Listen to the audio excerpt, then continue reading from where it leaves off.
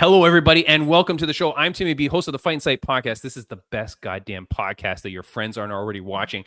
Tell them now. Get on your socials and let them know to come over to this podcast, because on today's episode, we talk to the Black Widow, Jessica Borga, BKFC featherweight champion. And bam, bam, if we have time, I am going to crack open my case of newly received Japanese Disney Lorcana cards. We're going to turn into a nerdy podcast, my man. Look at that.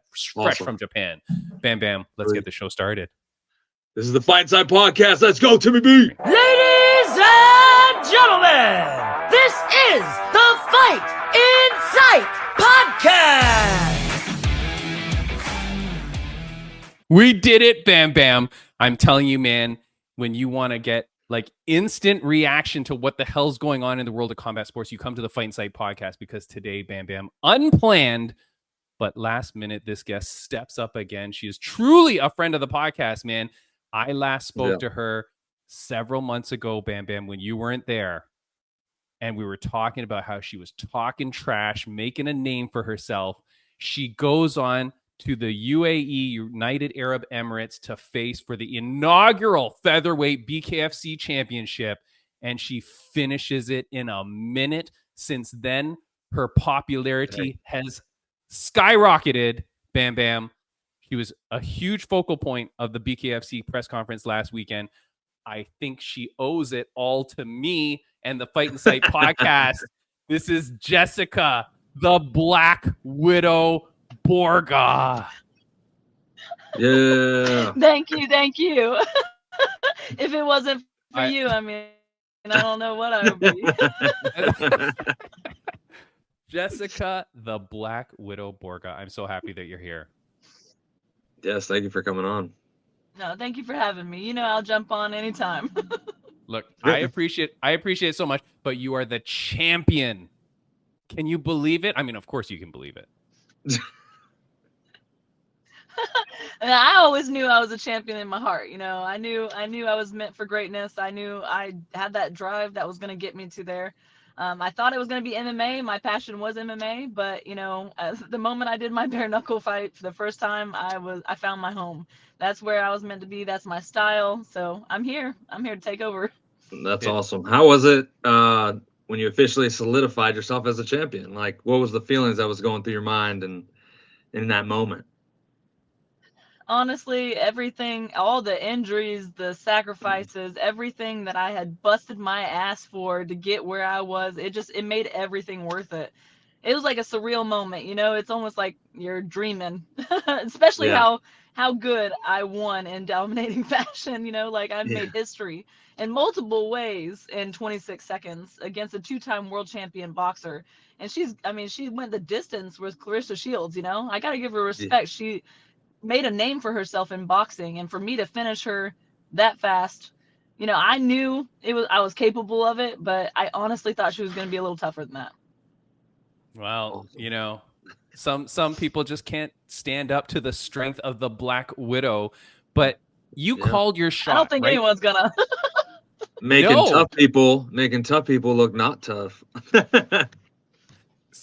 I mean, a lot of people like to talk, but you know, you can't talk much when you're unconscious. That's very true. Well, look, the thing is here, right? You called your shot. So like the way that you went on the radar of most people was when you approached your opponent at an event. It looked like a scene out of like a WWE movie, like it was scripted. Like you come out there, you start talking trash, flipping the bird, Stone Cold Steve Austin style, right? And then that just builds up to the fight. You win the championship. You win the championship. Everything goes your way. Now your next opponent is already targeted. It's Christine Faria, which is champion versus champion, and she's coming up to your weight class. No. Let me correct a few things with her. Oh. It's been a year and a half that I've been trying to beat her ass. First off, she still keeps saying no. She wants me to, because she's scared of me at 145 or 140, she won't agree to fight me, even though she's calling me out. She won't agree to fight me at my weight class. She wants me to cut down to 135. So I agreed to beat her ass at 135. I don't care what weight she wants me at. I'm going to annihilate her. She's a 125er. Okay. So you're going to take poking her the bear. belt. Stop poking the bear. Yeah. Nah, hell no, I ain't going down to 125. She can suck my. Is she the champ at 25 or 35? No, I'm gonna fight her at 35. She's Okay. she's a 25 champ, but apparently she's been wanting to move up. And what started the whole beef with her and I is she had a fight with Hardy, and that was going to be at 135, and they were doing it because there's not a belt at 135. They were calling it the Queen of Violence title. So when that fight fell through, I had just fought 2 weeks prior, and I was offering to meet her in the middle at 140 when I had all the respect in the world for her at first. I was giving her respect and I was saving her fight. I was offering to save her fight. So I told her I literally just after fighting 2 weeks ago, told her I'd save her fight and cut down to 140 even after just cutting weight. Yeah. She said, no, you're not even on my level, started talking shit. And I was like, all right, bitch. And I was like, then fight me or shut up about it. And then she just continues to talk. She continues to talk. So wait, but there is no champion at 135. No, there wasn't a champion before me at 145 either. Where they're trying to build the divisions. Yeah. So if you fight for Rhea at 135, are they gonna give you a title? They fucking better. I'll be the first ever female to be a 2-time weight and two weight divisions as well. So she can keep on helping me make history. She's a moron. That's awesome. That is crazy. Okay, hold on. I didn't realize that. I thought she was coming up to you, but now she wants to meet in the middle.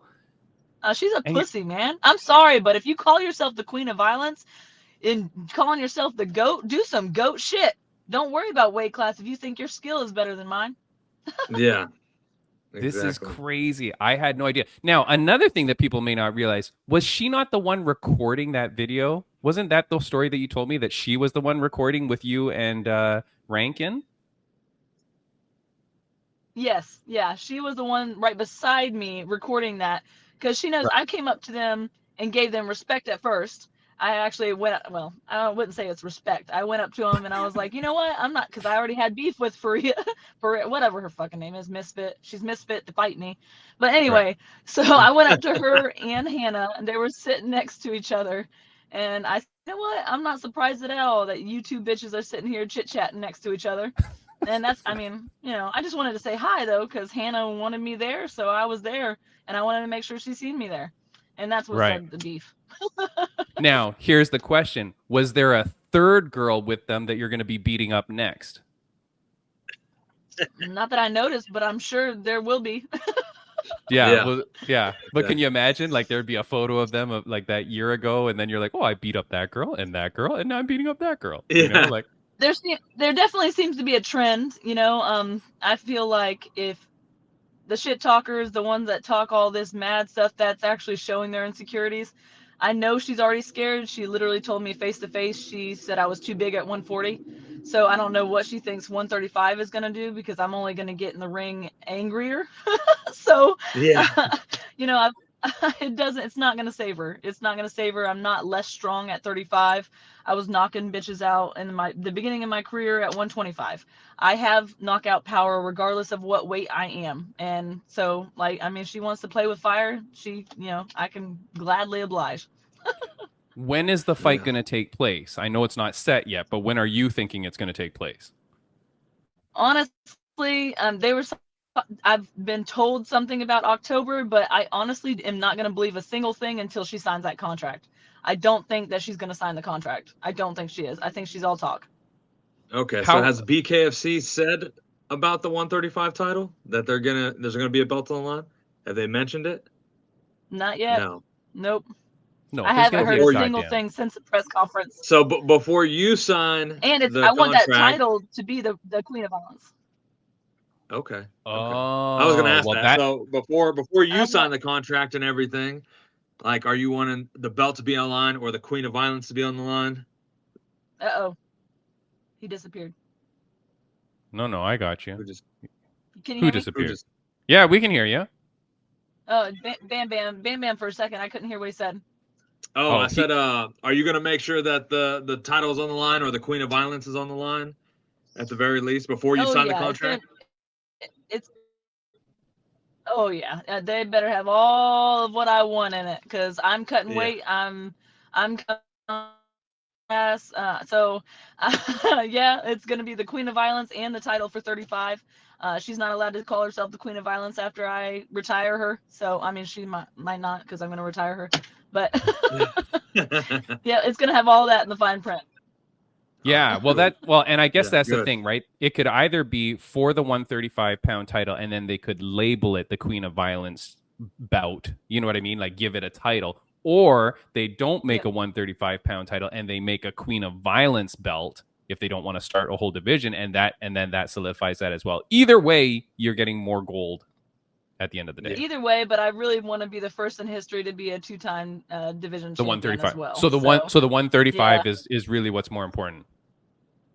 Yeah. Honestly, I think my fighting has already solidified me as the Queen of Violence, and I don't really care. Alphas don't have to call themselves alphas. So she can call herself whatever she wants.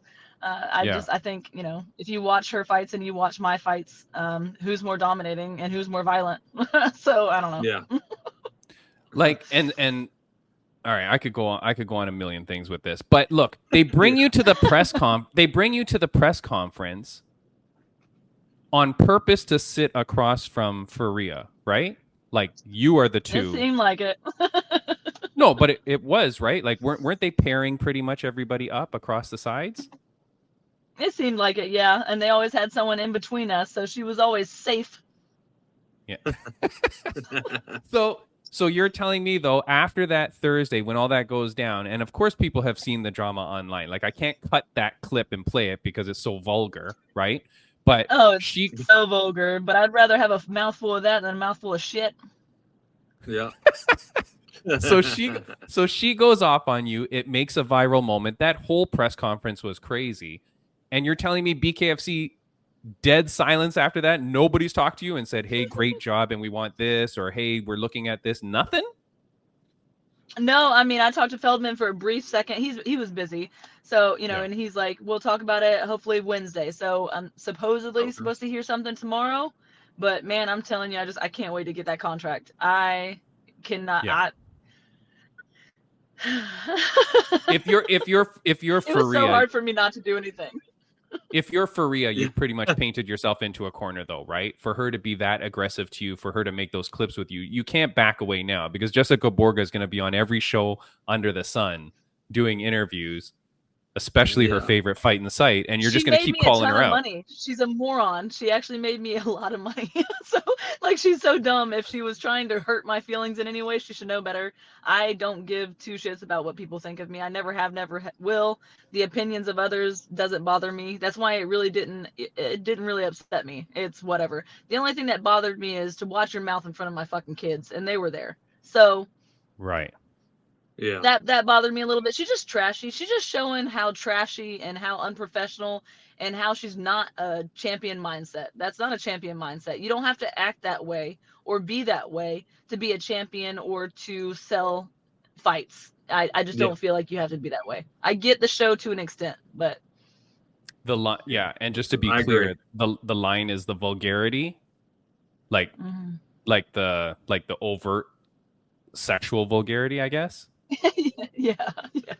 Which, I mean, whoever follows me, I'm an open book. It don't matter to me. I live my life on my terms, but there's a time and place to talk like that. There's a time and place to do that, stuff that people do in their free time. You know what I'm saying? Yeah. Learn to separate the two. Learn to be professional. So. When you say she made you a lot of money, you mean you got a lot of new subscriptions? Sure did. Get out. Wow. It was the most I've had in I don't know how long. And my Facebook, my IG, from just that being a viral video, just went up. I'm like, whatever. Keep talking, little lady. So wait, hold on. Because nobody's watching it for her. No. Yeah. So hold on. So did BKFC collaborate with you and tag you in all of it so that it made sure that people knew who you were? Yeah. Well, that's good. Yeah, that's really good. And anything that, if it's even bad publicity, is good publicity. It's publicity either way. So bad publicity, I don't give two shits about it. Like honestly, that's what I mean. People know your name from something rather than a whatever. I don't care. And Yeah. and so wait a second. When we're talking about new subscribers, like what kind of number percentage are we talking about? Hundreds. Like not Hundreds. Which is a lot. Hundreds of- Which is a lot over No, within 24 hours. Holy crap. That's so funny. That's Yeah, and rare, I man. don't even do much of anything with that honestly anymore. I do a lot of like I don't even post Well, about don't it say or that. anything Don't say that anymore. now. We want more followers. For God's sake. No, Yeah. I mean behind the scenes I do, but like when it comes to like sharing about it on social media, I don't. I actually that's taken Oh. away from my nonprofit organization and my speaking engagements and stuff like that. So I'm actually an inspirational and motivational speaker. So I, don't like to mix the two. I wish society would know how to separate the two and not define someone for what they choose to do in their spare time, because it doesn't define them as a person. So I wish it was more like that, but it is what it is. Wow, that's crazy. Makes Okay. sense. You're a really good speaker. Thank you. Smooth with the words. She articulates speak good. But- Yeah. So wait, I do want to ask one thing though. How come on your Instagram, whenever you're doing like stories and stuff like that from your car, it's always extremely clear and everything looks good, but now you're all blurry? Why did that happen? I don't know. Let me. She let me- does it on her really? laptop. Oh, I see. Oh, me- it's just random, you mean? Maybe that's. Can you- I don't know. No, I don't know. No. I'm just saying because you I don't put know. out a lot Good of Wi-Fi because you do spot. because you do put out a lot of content, right? Like on your Instagram and stuff like that, and you're always there. Where are you motivationally speaking? Where is that happening? It's actually I'm starting to all over the country and it hopefully over the world eventually. I'm sharing my story, where I came from, what got me started in MMA, my nonprofit for domestic violence victims and survivors. I'm doing mobile safe houses. I'm actually doing like a nonprofit gala. It's October, which is Domestic Violence Awareness Month. We're doing it in honor of that. So we're doing an unmasquerade, and it's going to be a red carpet event. So we're raising money for that. So I'm doing a lot with what actually is my main goal and my main focus through this whole entire, becoming a black belt in Brazilian Jiu-Jitsu, my fighting career, everything that I've been through. This is where it was meant for me to lead. So this is what my, most important and main priority is. Oh, That's that's awesome. amazing. I'm really that's proud of great. you, Jessica. That's really cool. And it suits you. Like I know that you can do that. I'm going to ask you a few questions. Do you are you friends with Britton Hart? Like, do you like her? I mean, Are you Yeah. okay? I don't have any beef with anyone else except for her and someone from a different promotion that doesn't even matter. Yeah, loser. Taylor Starling? Friends with Taylor? Love her too. Because can I say, like, I've met all three of you, right? And more BKFC fighters. Actually, just today on Millions, I was talking to Jake Brutal Bostwick. He's out in the Florida area. That guy's a monster. Everybody that I speak to, so many of these BKFC fighters have such a crazy personal life, like in terms of like they're doing good things, they're helping the community, they're going out there, things like what you're talking about, right? I really think you do a speaking tour with a bunch of BKFC fighters. Like you brand it like that, and then you go on a speaking tour with like a bunch of you. I feel That'd like be that amazing. would be, I'm telling you, I think that would sell out like crazy, because a lot of these fighters, like there's quite some time between some of your fights. Why not fill it with some speaking engagements? Get like 4 times your crowd. It would be huge. Like I'm talking huge. Yeah. That would be amazing if we could figure out someone to do that and incorporate it in, because I'm actually planning the whole year for my speaking engagement. So I'll be booked throughout, and whatever, if a fight comes up or whatever, they know that's that one just gets canceled or Yeah. So they know that that's part of the contract. So, but these speaking engagements, I mean, you get paid $5 to $10 grand per speech to be able to share your story and to travel around the world. So it's more than fighting ever got paid for fighting. If you put it all together, you can do multiple speeches in one weekend and get paid as much as you do for a fight. Yeah, I'm awesome. telling you, I was at a like in my 9 to 5 day job, like years ago, we were at something and they had some speaker come in. I'm telling you, I think the whole story was fabricated. Like, I don't even think the story this person was saying was real. I was like Googling it while they were talking. I'm like, I don't think this ever happened to this person. Like, I think they just made this up and like made up a story. But like, I'm telling. Yeah, go ahead. No, I'm just saying. Like, I think it would be fantastic. And like, if you are friendly with like Taylor Starling, Britton Hart, I feel like just the three of you alone, put you three on a poster. You're all so well spoken and articulate. You all have great stories of your life. You all are doing great things in the world right now. Can you imagine the number of people that would come to that? That would be incredible. It would be. And I love that, you know, a lot of, like you said, a lot of the fighters, we did all come from something. There had to have been a reason that we are able to do what we do. You got to be a little crazy. You got to have come from something. You know, I was raised in violence, so that's why I'm the most comfortable and calm in violence. So I feel like everyone, you got to be a little crazy to do what we do. No, yeah, I'm telling you, get it done. Reach out to those girls seriously and get that done, because I would love to see that. You would be traveling the world with that kind of show. You know what I mean? Like, once you get it, and once you start doing it a few times too, then you have like a flow. The three of you at the end here, like, I'm booking this whole thing for you. Okay, you go. The three of you do. Yeah, the only thing is are they going to pay us each individually to all be there? That's the one thing we just got to figure out, because I've got business leaders that book all this for me. I don't do it by myself. So no. Of course, no. Of course, don't worry. Like, we're taking care of this. The three of you each go out there for your like. The three of you each go out there for like. He's taking care of it, not me. Dude, it's the three of you go out there for like your let's say a 20-minute speech or whatever you want to do, right? 20-minute talk, whatever you're going to do, right? How long is it normal talk? Yeah, how long do you normally talk for? 20 to 30 minutes. Perfect. And I have a whole PowerPoint and everything, so. Yeah, perfect. Okay. So look, you go 20 minute, 20 minute, 20 minute. And because the three of you share equal billing, you rotate first, second, and third spot, like each city. You know what I mean? So like, it's not like you're always the headliner, right? You share it because that's fair. Bang, bang, bang. After you each do the 20, 30 minutes, all three of you go on the stage together and you have banter and talk and take questions and stuff like that from the crowd. That's easily now a 2.5 hour show. Yep.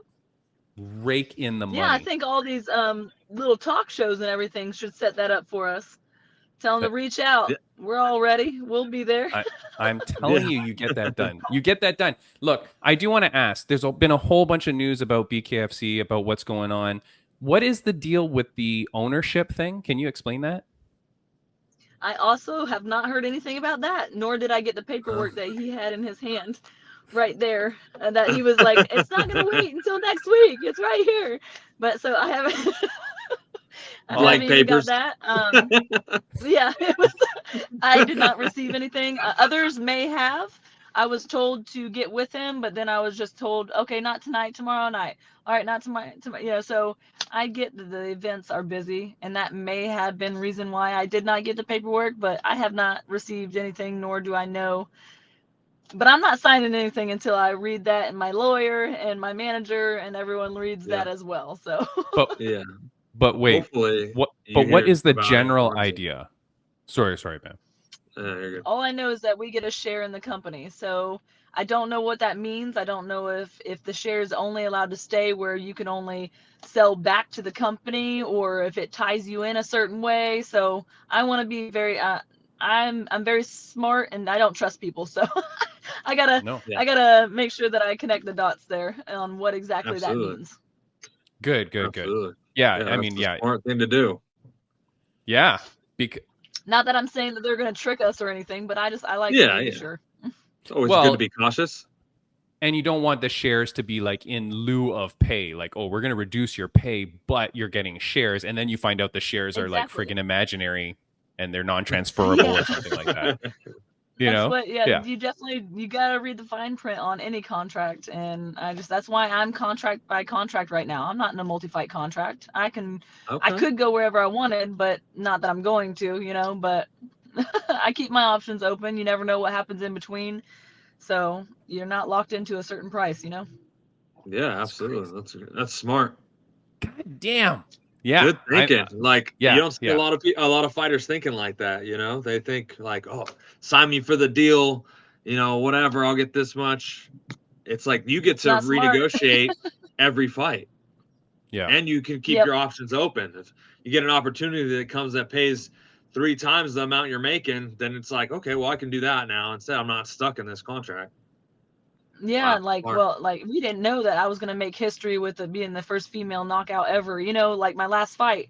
Now that solidifies me to be able to make more now. Like, you know, I'm a Right. female that can knock out. You don't see that, so Yeah. I get to negotiate more. I feel like, and especially like if this fight comes actually to where it's gonna happen. I don't know. We'll see. But if it actually does happen. I can negotiate more because of who she is. She's been in the sport longer. So, Right. not that she's saying she's better, but she's been in the sport longer. So I feel like me cutting weight and doing that is going to solidify me for more of a paycheck as well. It should be better. But what's weird is like in other organizations we hear, and actually my conspiracy this week, Bam Bam, I have it planned out. Most contracts in fight contracts, there's like that championship clause. That means when you win the championship, your contract gets extended for a year. So yours going into that championship fight, there was nothing like that. They were willing to let you fight once, win the title, and then walk. Well, no, because they still have it in the contract for 3 years. But you cannot fight for another promotion. If you're the champion and you gain the title, you can't fight for another promotion, or they can strip you of your title. So that is in there, regardless. Wait, say the first part again. What's the 3-year thing? The 3 year, you can't fight for another bare knuckle promotion. Oh, for 3 years. But okay, so you're locked. So you can't fight for another bare knuckle, but you don't have a set number of contracted fights in that 3 years. Yeah, that's the only thing about a multi-fight. You don't really have like so many, but you're supposed to get 3 to 4 fights per year. Right, we'll see if that happens. I mean, we're still building the division, so. Right. Yeah. Aside from Christine Faria, who's the next chick you want to beat up? Oh, well, they got new 45ers coming in. I look Aston last, but she's coming in to the division. We got Cotton. She beat the other shit talker from BYB over there. Hold on. Just beat her and just be like, well, see. Hold on. Your phone's glitching out a bit, and I need this bit because we need to call these people out. So hold on. I don't even want to give her the platform. Okay, hold on. No, I'm not going to have her on the show. This is the problem with my podcast, Jessica. Once I meet people and I become friends with them, I'm like, I become mortal enemies of their opponents, and now I can never have them on the show. So that's what happens. So you're not unbiased. Exactly. Yeah. I don't want to be like, oh, but I like both of you. No, I just want to like one of you, and that's it. So go ahead again. Who is it that you want to beat up? Oh, well, there's Cotton, and that just came into the 145 division, and she beat the BYB champ, Jamie Driver, that talks shit as well, which is irrelevant as well. So I'm just going to beat up Cotton that beat her up and be like, well, see, I don't even need to fight you. Yeah. Your one loss, I just beat up. So there's that. All right. Anybody else aside from Cotton? Any of the 45, anyone that wants to come in and fight me. I wanted to fight Cyborg. That would have been like the legendary fight. That would have been like my ultimate want. But I did see that she's going to retire after her 2 last PFL fights. So that kind of sucks. She was a legend. I want to beat legends. I would love to fight anyone. Clarissa Shields, I don't know if I'd even fight her at a heavier weight class. I would, if she ever did bare knuckle, but she was talking about wanting a lot to do bare knuckle, so obviously she's scared. We had talked to Cyborg about it actually, and she wanted $1 million, and they're like, that's a lot. If she would have said like maybe 300,000, we would have agreed to it. But I mean, did it actually happen? Was it discussed? I don't know. This is just what I was told. Yeah. But I mean, I just want to fight any and all legends. Like even if Amanda Nunes wanted to come over and try bare knuckle, I want to be there to show them that that's not where they belong. Yeah. That is crazy. Jessica Black Widow Borga, look, thank you so much for taking all the time. I know I've kept you way longer than I think you thought that this was going to be. But look, honestly, you're one of my favorite BKFC fighters. I can't wait. 2 last questions for you. Quick one. If you had to choose between Knucklemania or Sturgis, where do you fight? Sturgis is more my style, the biker country. That I feel I want to fight in Sturgis. Knucklemania is great, but man, Sturgis is my crowd. I feel like I can't wait to actually go there and watch the 45 fight that's coming up. Wait, what month Whoever's is winning Sturgis? should be fed. August 2nd or 3rd is the event. Oh, shit! Yeah, So you're not on that card so- for sure then. God dang it! No, I'm definitely not. But there's a 45 fight that I'm going to watch. So okay. I'm Well, interested at least in you'll it. be in attendance. That'll be fun. I Well, definitely will not- be there to meet that crowd. Not not for any female even close to the 145-pound weight limit, Bam Bam. If you're a female around 145 in that crowd, Jessica Borga is going to find you. That's all I know. Like she's going to flip the bird and give it to her. Last question. No, I give everyone respect before if they lose my respect, that's on them, and that's when they're in trouble. Yeah. Wait. Did you just breathe funny? Did you blink funny? Boom, Borgazzato. Yeah. Takes nothing. The disrespect. The disrespect. The disrespect. You breathe wrong. Yeah. She coughed without covering her mouth. Yeah. Yeah. She looked at Jessica. me funny. Yeah. Last question. It's a question that I ask almost everybody on the podcast. Jessica, I don't know if I asked it to you last time, but times have definitely changed. It's a question that my mom used to ask me almost every day of my life growing up. On a scale of 1 to 10, how happy are you? 10. I honestly, right now in my life, I am extremely grateful for everything in my life. It couldn't be better right now. I have an amazing husband. I have amazing kids. My career is taking off. I put the drive and the work in. Like, I feel the best I ever have. I couldn't be happier. And you're on your favorite show? And I'm on my favorite show with you guys. I'm going to cut that so it looks like it was seamless, Jessica. My bad. Jessica Borga, look, thank you so much. If people want to find you, just go look up Black Widow Borga on any site, anywhere. Get some subscriptions going, get some follows, all of that. I am so excited for you. Look, the minute your next fight is lined up, I want you back on the podcast. Let's talk again. And hopefully your camera can turn sideways. We'll see how that works out. Hopefully I'm not in a steam room. Yeah, hopefully Bam Bam's not doing a confession with a Catholic priest. Yeah. Confession. Yeah. It's going well. Jessica, thank you so much. Thank you, guys. Yeah, thank you so much. Great talking I'll with talk you. to you guys later. Take care. Bye-bye. You too. Bye. Bye. All right, Bam Bam, that is it. What an amazing, amazing guest. Look, she came in very last minute too, so that's why not prepared and all that. And I don't know what the frig is happening with the technology here, but I don't know why our guests are not able to turn their camera sideways and fill the screen. It's pissing me off big time. I contacted StreamYard, who I use, and they're like, there's no problem. I don't know what the hell. I go on my phone and do it, and it turns. So I don't know whether it's some weird settings, but I apologize to the viewers for that. I'm wondering if it's like a phone update that hasn't been done. No, dude, I should try calling in because I haven't updated my phone in forever. So okay, I should do it after. I should join and test it. Yeah, absolutely. Yeah, we'll do it after before we end the recording. But look, straight into Friends of the Podcast update. I do want to congratulate Lucky Lauren Murphy. She did not get the win, but man, she performed well. I think. Do you think she'd be happy with that performance in the end? Yeah, I think so. Yeah. It wasn't. I think she's good with it. I think she's not gonna. It's not to the point where I don't think she's gonna come back and say you know what, I'm gonna do the last one on my contract, right, and go again. I think she's happy with it. I thought she did good. You know, against a good up and comer.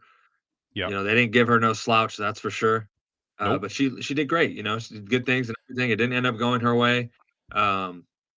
But man, I'm just so excited for her, you know, happy for her, really enjoy retirement now and just enjoy all the great things she has, you know, business wise and everything in her life.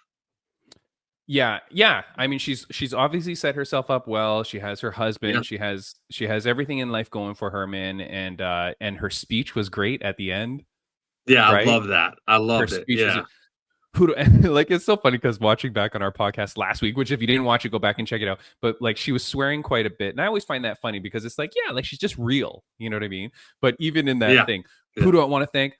Fucking me. Who do I, you know what I mean? And it was like everything was just, it was so natural for I her. want to thank and me for waking up early every day. I want to thank Me. me for going to the gym. Yeah. Loved She's it. great, man. And that's the thing, though. Like honestly, like in this sport, in life, in anything you do, the only person that you can rely on and count on is your goddamn self, right? Like if you don't get up Absolutely. and do the work in anything, Yep. then what the hell? You know what I mean? Exactly. So Lucky Lauren did well. Oh boy, there were lots of people on the card that were guests of the podcast, and I had screwed up last week and I didn't mention them all.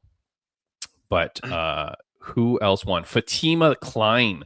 Dude, she goes and gets that head kick knockout at 115 or whatever she is. But Fatima, the Archangel Klein, she put on a clinic. Good for her, man. Who else was on there? Son of a gun. Max Payne Griffin, he didn't win, but he did well. I'm sad to see him drop another one, man. But fight. dude, very, very That was a close. real When you looked at the stats, he won. I mean, it seemed I'm going to be weird. honest. I had him winning the decision in my own Me too. opinion. I had him winning. Was kind of Yeah. shocked when it went the other way, but it was a close fight. You know, It was a close fight. He's great, but dude, he's such a good guy, man. Like like just knowing that guy, he is a very, very solid dude. I love him. Mike Beast Boy Davis, he got the win, right? He won. He's a friend of the podcast. I've interviewed him a few times. And then Jake Matthews. Yeah, Jake Matthews, man. Way to put on a finish. That was a good one. Dude, that guy has really reinvented his career. Like he was on a very good hot streak. He dropped a few and now he's back, man. And I love that guy. He's a very, very cool dude. I like him. So he's a cool dude. He's very respectful, very cool. Yeah, so Fight and Sight did very well over the weekend. So congratulations to us. If I want to go, if I want to go to sponsors and stuff, or friends of the podcast and sponsors and stuff, Rageworks Podcast Network. Check out RageworksNetwork.com for great audio podcasts. If you want to go to Sweep the League Network, they've got tons of great content creators. We're a part of them.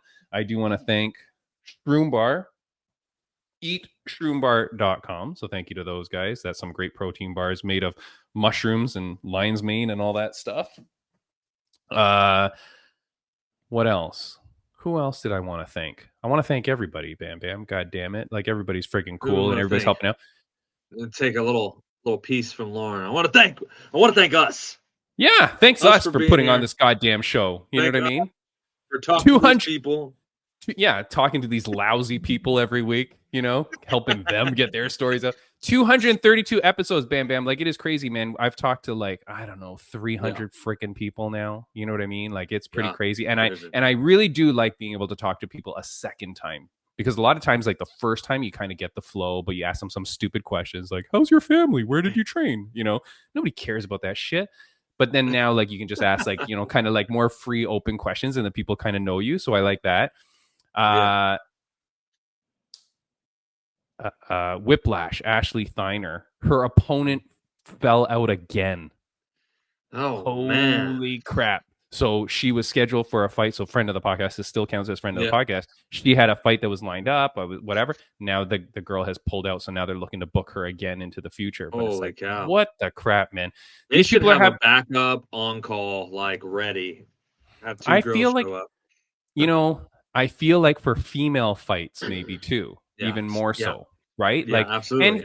And here's the thing. This is why you need to have more fights in the same division on the same card. Like, I also feel like you should like, if you're going to have a 115 or 125 fight, have a couple of them, just so then you've got 4 girls there. If a couple fall out, you can match the other 2 or something. You know what I mean? Like, figure it out. But to go into the conspiracy of the week. Oh, I'm ready to hear this. Now, this is pretty cool, because then the person messaged me back to kind of deflate the conspiracy. But my conspiracy of the week deals with PFL Africa. Okay. Right? Which we know we got Franz Malambo, our friend. He's fighting, and it's this weekend, right? Yep. Johnny Then Eblin also. right, Johnny Eblin. Then we saw on the poster, on Wikipedia, that it had said that he was defending his Bellator title, but Yeah. good old Bam Bam sent me a picture on Instagram showing that he was holding the PFL title. Yeah. Right. It's a good sign. Finally. But which is very weird that they've never done any promotion about this. Like, yeah, and the fact that they haven't shown the belt, they haven't said he's fighting for the belt, nothing. Like, why wouldn't you make a deal of that? That this is the Yeah. inaugural, because this is not a season championship. And I still don't think people understand that you can't defend a season belt. But this is their first ever real champion. It's not a stupid super fight thing with the stupid ring that's attached to it, like a Green Lantern thing. It's not a season belt, right? This is their real first ever freaking champion. And you don't show it at all. Like, it's still not publicized per se. Then you get the Dakota fight, right? Which is not a title against this girl who could literally shock the world if Sumiko Inaba gets this victory. Yeah. Okay. Yeah. But it's not for a title, which is so stupid. My conspiracy of the week, Bam Bam, is that the reason it's not a title fight is because Dakota Dacheva refused to fight for a title because she didn't want to get locked in with PFL for another X number of years. Ooh, yeah. What do you think about that? Yeah, you were going a different route than I was thinking. I was thinking you were going to say that she didn't want it.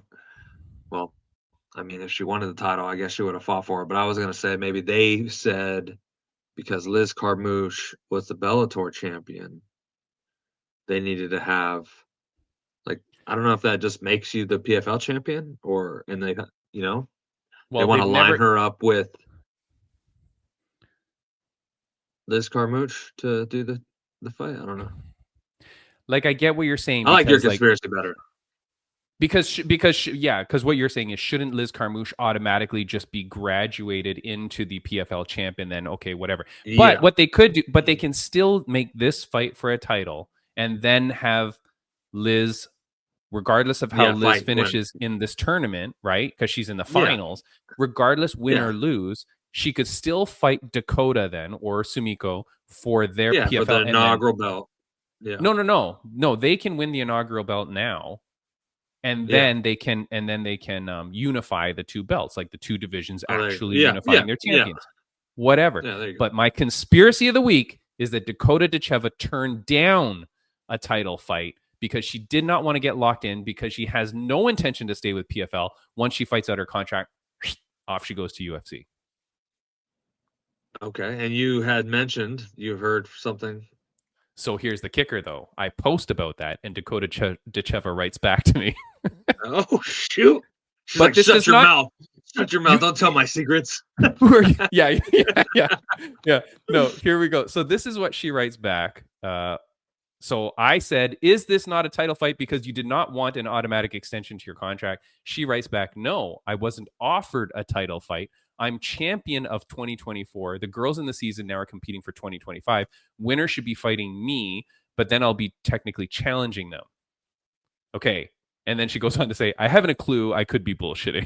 Right? Yeah. Here's the things wrong with her statement, though. She's saying like, oh, but I'm going to challenge them or whatever. There is no challenging. The season winner is just the season winner, and you put that belt in the closet. Yeah, because it's a tournament, right? Yeah. It's a tournament. It's just like a little side trophy, like side mission, Side mission. I'm going to win the tournament. Right. It's not the official belt. Right. So I get what she's saying, but it's kind of technically not super correct. But then she goes, I could be bullshitting, meaning whatever. Here's my thing. My conspiracy then continues, because the Timmy B conspiracy of the week, asterisk, or her manager refused to let her accept it, or her manager negotiated that it is not a title fight. You know what I mean? Like, so maybe the fighter themselves, she's like, well, I don't know, it's not a freaking thing, but whatever, blah, blah, blah. Maybe her manager on the side was like, yo, we are not locking this girl in to this dying promotion. You're already sending her to Cape Town, Africa for the goddamn fight. Like, no, you know what I mean? Like, we're not staying with this promotion. That's the conspiracy of the week. It's a good one. And look, that I'm normally pretty good with my conspiracies, but this one is goddamn like 100%. Like, yeah, because there's no way. Obviously, you know, she definitely, you would think she wants to be in the UFC. You have plenty of other fighters already moving over. You know, the UFC picking them up, whether it be Bellator, ex-Bellator, you know, one fighters, you know, they're picking them up. So, you know, especially those ones that are at the top and are making some noise. She definitely has a big fan base, a big following, definitely makes some noise. So yeah, you could easily see her moving over to the UFC as soon as her contract ends. It's a no-brainer, like none Look at other, you. man. Look at you. But this is why, because Good it job. bothered me, Bam Bam. Good Look, job. I'm the only guy that watches PFL, but it bothered me like crazy when it wasn't for a title fight, because I was like, what the frick is the point of this? But then the good old brain starts a-working, and then I figured out that's the friggin' thing. But of course, they won't say that because they don't want to say like, hey, this is one of her last few fights here. Yeah, of course not. Of course not. But so anyway, so that's that. Then let's go into a little bit more PFL details, because nobody cares about PFL. Nobody's talking about PFL except for me. I have reached out to the new CEO, or what is that guy? Have you seen that? Yeah, that they got rid of the Peter Murray guy, and they've hired a new guy. What's his name? And I saw that, like, all the comments were like, it's not changing a thing. Yeah. No, but John Martin. Okay. So it's this new guy, and apparently this guy is like an executive, or like he's a something. Okay. Yeah. So I go over to his Instagram profile, which is John Martin PFL. It's got a blue check mark. Now I know that doesn't necessarily matter, but I think it might mean that it's him. Guess how many followers John Martin has?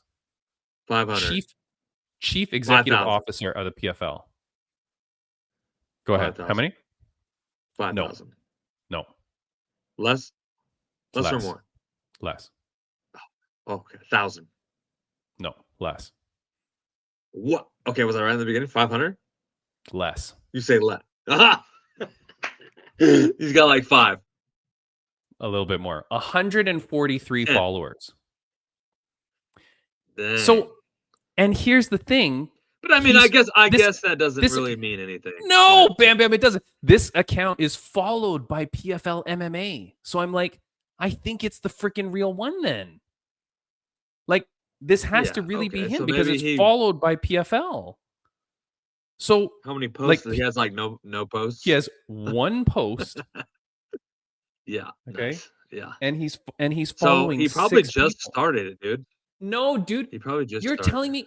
So first of all, you should have every single MMA outlet, media outlet, advertiser, TV executives, fighters, managers, anybody in the business, dumb podcasts. You should be following this guy because you want to like talk to him. So I messaged him and I said, "Hello, John. If this is really you, would love to have you on our podcast. If this is not John, damn you." But I'm pretty sure it's him. He's like, "Sup, bro?" Yeah. Look, I am dying to talk to that guy because you're the new CEO. You have some sort of history as a business executive, whatever. You set up this Instagram page. Look, here's the thing too. If you're going to take the time to set up an Instagram page and make it public and relate it directly to your business, first of all, why do you have one post? Yeah, that's like the scam alert right there.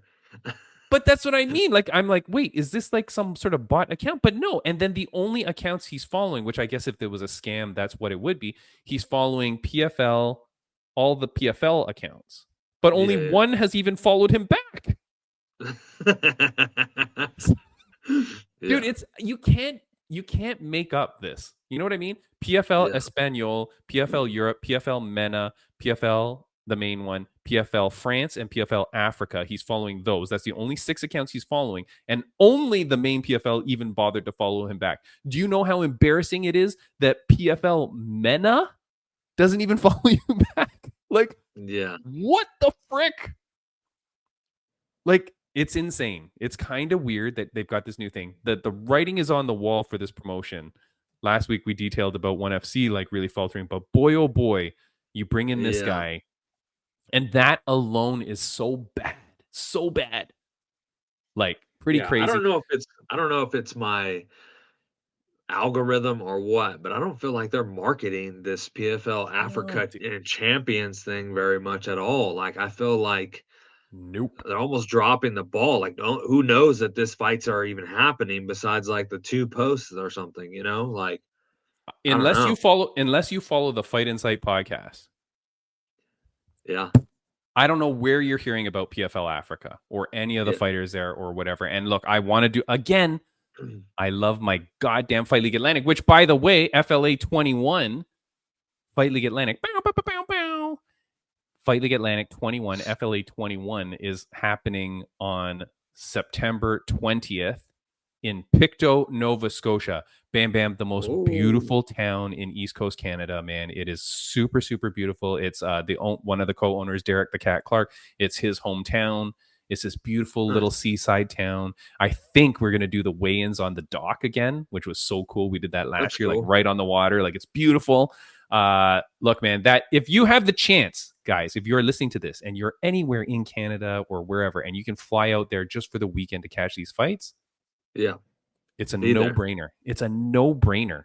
You know what I mean? You could literally not buy coffee from Starbucks for the next 2 months and probably afford the trip. That's how easy this is.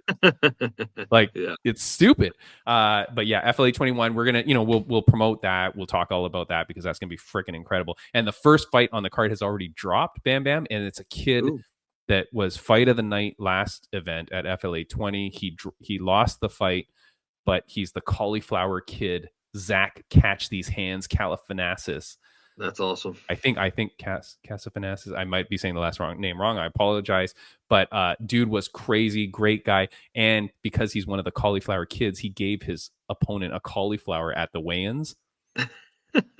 If he does not continue that trend, I'll be super pissed off. So like he has to keep doing that, man. That is very cool. But anyways, okay. PFL Africa, let me just go into this a little bit more. So what I thought was funny was, and this is, we're recording this on the Monday, the week of the fight. 90% sold out. Oh. Wait, you happy with that or not happy? I said, wow, like, I'm surprised. Okay, but surprised that it's 90% or surprised that it's not sold out? Surprised that it's 90%. Wait, now I'm still confused. You're surprised that it's you're surprised that it's that good? It's that good. Yeah. You should have everybody in Africa attending that. What do you mean? You would think so. Yeah, you would think so. Here's another thing. Frickin' Francis Ngannou has not posted one thing about the goddamn thing. Yeah. You're the poster child of there's PFL. Gotta be some like you're falling from out or something. Of course. Where is he? Yeah. Like, ridiculous that he's not like all over this. He should be on ESPN every night. He should be on radio shows. He should be on the Fight Insight podcast. He should be everywhere getting the word out for his fellow Africans to help build this goddamn league. Yeah. He's the blah blah blah of PFL, right? Where is Francis Ngannou? Where is Francis Ngannou? Why is Francis Ngannou not promoting PFL Africa? Yeah. Hashtag Timmy B's Conspiracy of the Week. Like, yeah, it's a big miss. Huge miss. You can't pay that guy. Send him some freaking Uber Eats and say, do you mind doing a story every day? Yeah. His account.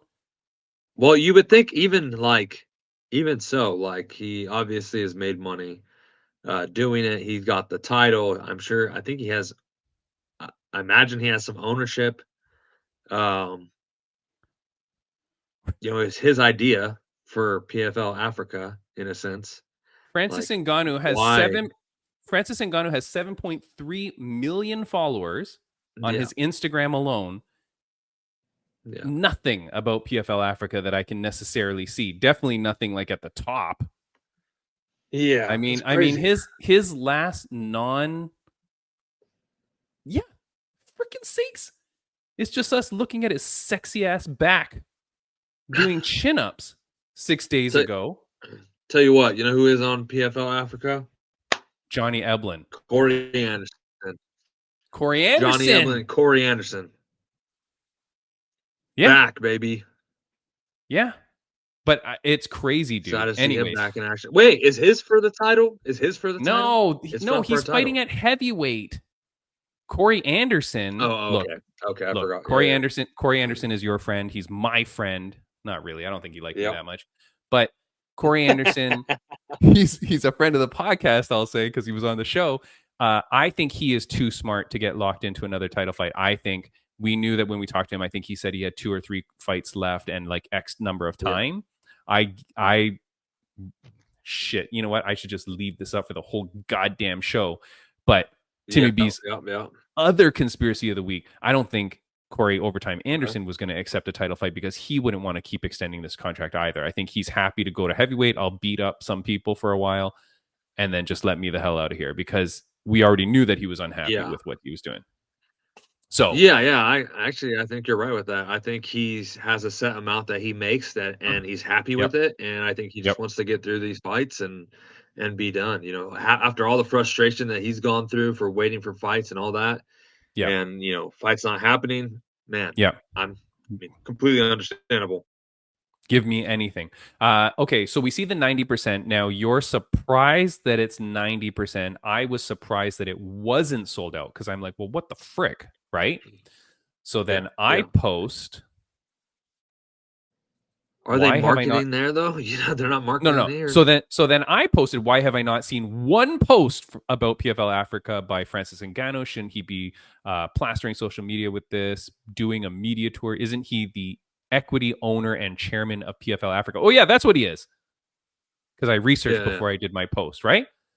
Then I look up and I go to the website to buy tickets because I'm like, okay, so it's 90%. Well, what is a friggin' ticket, right? Like, I don't know how. Flying out? I don't know. No. What's a czar? 400 czar. So, what do you think 400 ZAR is in US dollars? I did it to US because I'm polite to you and I didn't want to do it in Canadian. So, what do you think and the reason why, if you're on audio, because it says tickets are from 400 ZAR. So, how much do you think the cheapest ticket is? Also his post, if you're on audio, his post says, "Why have I not seen one post?" Or did you already read this? I read this. Pay attention. Yeah. All right. Well, double time. Come on, here we go. Yeah. So now he's posted the buy tickets. How much is 700 ZAR? Oh shit. 400 ZAR. Yeah. How much is 400 ZAR? So what is the minimum cost for a ticket here? I'm gonna say $100. $100. So $100 gets you to the inaugural PFL Africa event, which got to be star-studded. It's got to be one of the biggest events to hit South Africa, right? We do know, I don't know anything about culture or whatever, but I do think South Africa does have some more well-off people, I would think. Like, right? It's where Dricus du Plessis' family comes from and stuff. Yeah. This is where du Plessis is from? Dricus du Plessis from South Africa, right? No, I'm saying. Yeah. I know, but is it in this? Okay, go ahead. All I'm saying is that in South Africa, there are well-off parts, I think. So you're saying the minimum ticket is $100, right? Yeah. I think you're having audio difficulties. Okay. Am I? Can you hear me?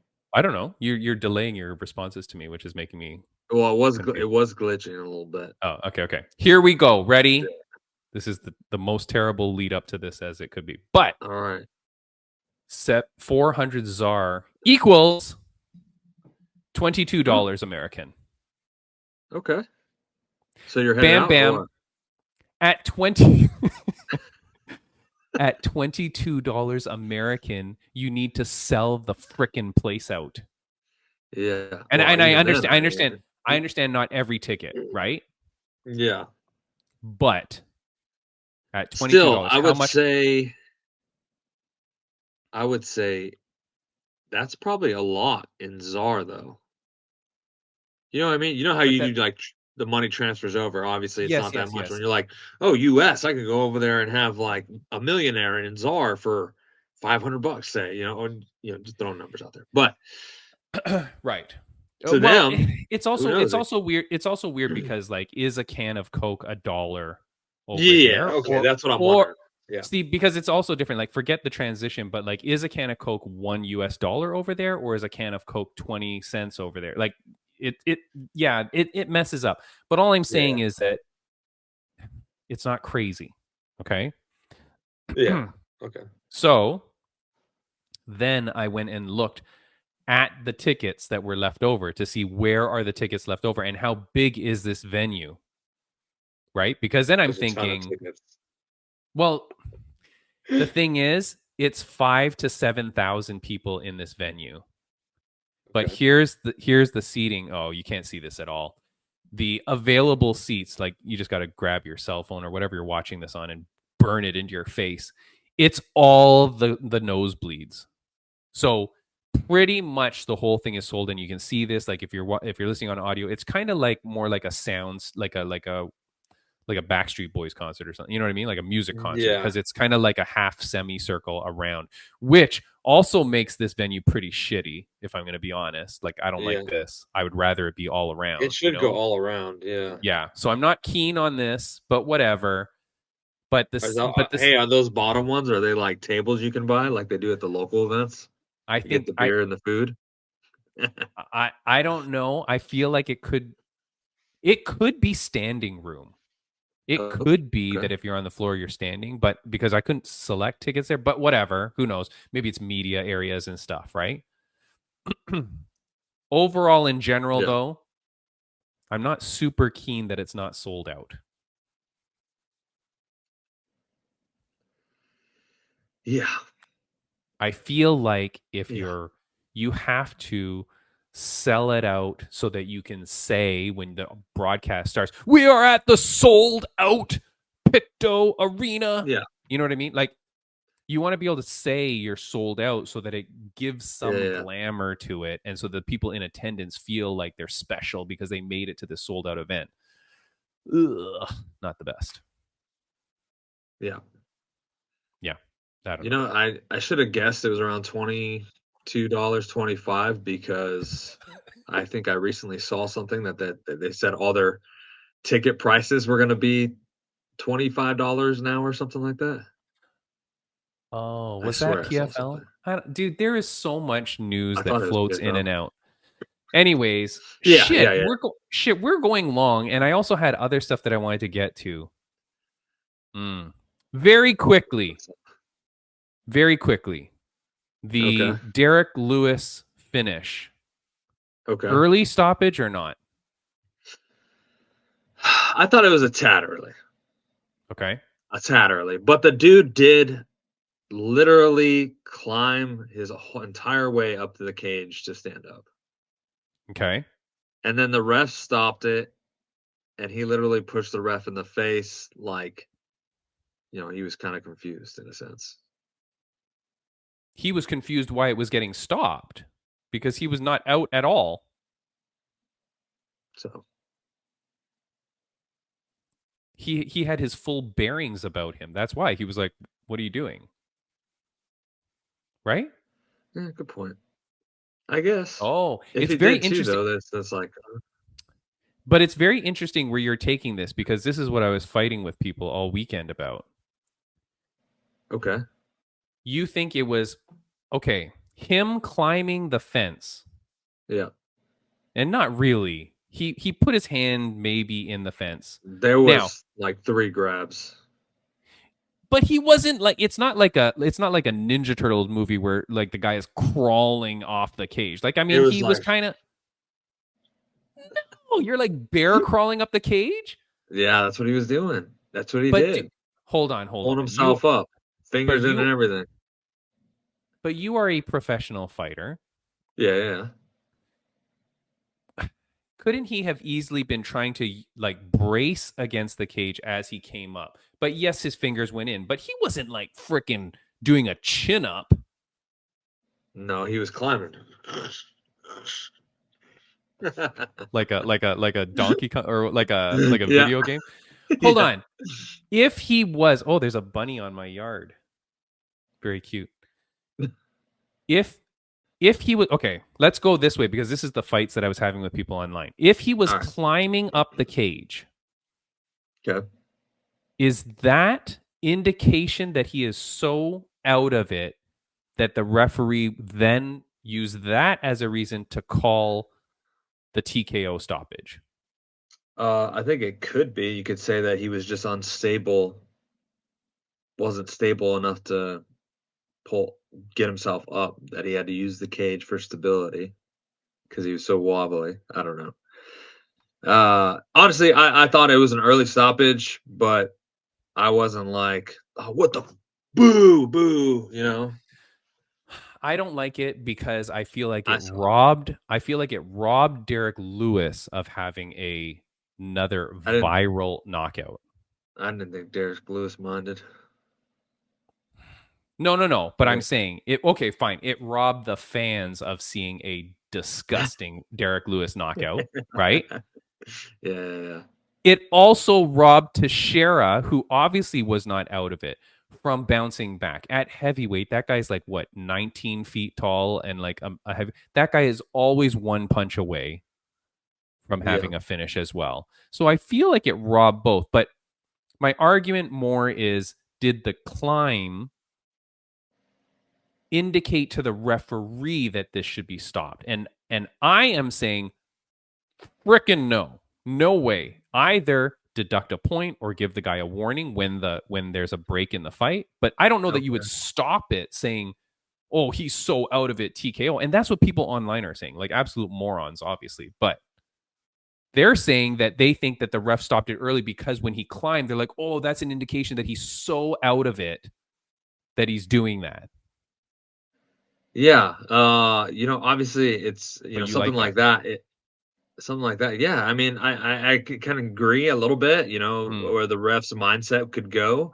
But at the same time, though, that's also a reflex, a natural reflex. Yeah. You're in a fight or flight mode, and he's obviously in the fight mode where he's trying to stay with it. He's trying to stay in, and he's trying to get to his feet as fast as possible. So that means he's not out of it. Right. Yeah, so it could go either way, obviously. Okay. It can go either way. I can see it both ways. I can truly see it both ways. Like the ref could see it as he's out. He's not stable enough to completely stand on his own. He needed the cage to grab and climb up. And then I can also see it as like, he was doing it as like, I need to get to my feet as fast as possible so I can start throwing on him and get out from being on bottom. Yes. I'm going to get to my feet, and it's natural reflex, to grab the cage and use it to your advantage in a sense. Obviously it's against the rules. And like you said, he's not going to stop the fight in that moment to call for a point, Right. So I think, honestly, I think what happened was the ref saw him taking some big shots and like turning over and then, just climbing up the cage, and Derek Lewis is still on him at that point when he's still climbing the cage. And then the ref steps in thinking like, he's kind of out of it, off balance. He's using the cage to climb. Right. So before we end this podcast, obviously not the easiest moment for the ref. No. Before we end this podcast, I will say that I reached out to a UFC official, meaning an official that judges UFC fights, is a referee. Yes. Well, okay, cool. Well, remember that judges are also referees because once you're an official, you kind of do both, right? That's why, like Chris Lieben, for example, like did you say judges are also referees? Yeah, they can be. Yeah, judges are also referees. Oh, I know they can be. They don't. Yeah. It's not like qualification, right? When you take the It's a Herb qualification Dean, that they have to be. no, but when you take the Herb Dean training to become an MMA referee and judge, it's like both combined. Like you kind of, it is both. So a lot of them do both. Is that new? Is that like a No, new thing, or can you audit no. like can some of these people that are judges not be refs too? They may not because they just don't, but they can. Like once you're an official, I believe that you're kind of Uh, both. Like I think when you take the official course, you become both. uh, So like Chris Lieben, he's okay. refereeing, I didn't. but Chris Lieben is also a judge. Yeah, Herb yeah. Dean Seen will that. also judge at places. Judge Mike Bell, he Oh. referees in some other leagues, but he's also a judge many times around the cage in the UFC, right? So Oh, a lot of okay. them do both. Okay. So I reached out to one of these individuals who has done it at the UFC level.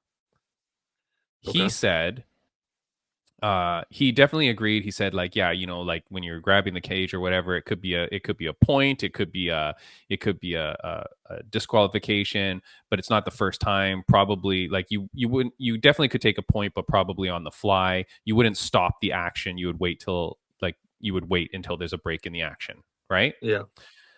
Because if you stop the fight in a fight-ending sequence, like that's going to give the benefit to the guy that's getting his ass whooped, right? So you let it play out, okay? Yeah.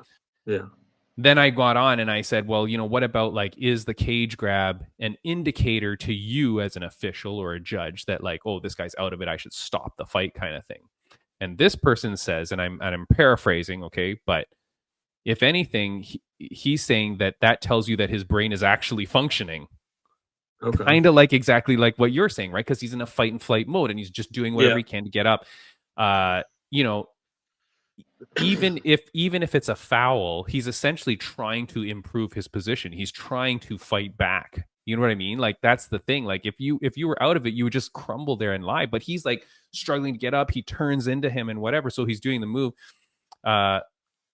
He's not operate, and then he goes on to say, like, you know, what he's doing isn't even instinct because you don't train to climb up the fence.